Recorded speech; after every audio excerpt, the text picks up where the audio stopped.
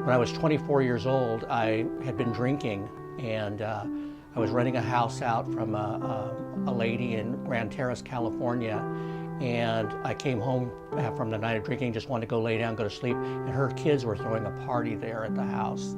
And her daughter offered me speed methamphetamine at that time, and I accepted and I took it, and it was just like the most wonderful experience all of a sudden, and I was hooked right from the very beginning.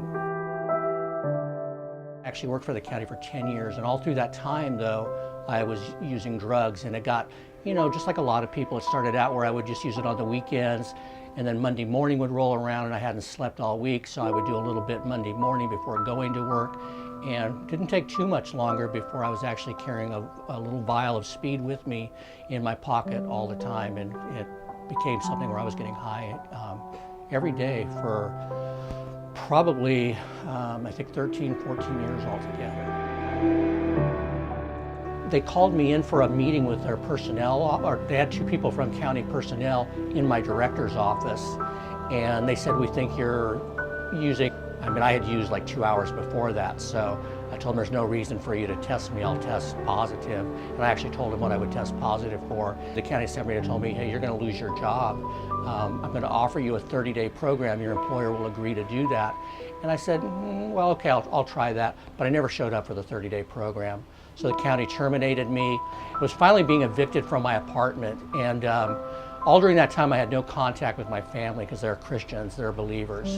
And so they would tell me about Jesus, and my sister told me about Teen Challenge.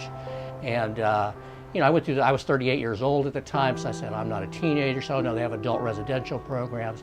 I said, residential, what does that mean? I know what residential means, but I still asked her that question, and she said, well, it means you would live there. And I said, how long? And she said, a year. And I said, oh, no, I can't do a year. That's just too long. And so that night, I prayed, and I prayed. Most drug addicts will tell you they pray a prayer, God, if you get me out of this one, I'll do this. And so I was kind of one of those prayers, God, I don't know what to do, I'm desperate. And then I felt God, I actually heard God speak to me, and he said, Brad, this is the answer to the prayer you prayed last night, and you better take advantage of this opportunity because it's the last chance I'm going to give you. And I just dropped down on my knees and I accepted Christ as my Savior.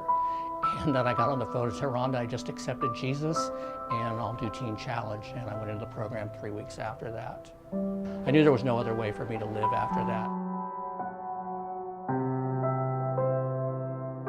Thank you so much for your support.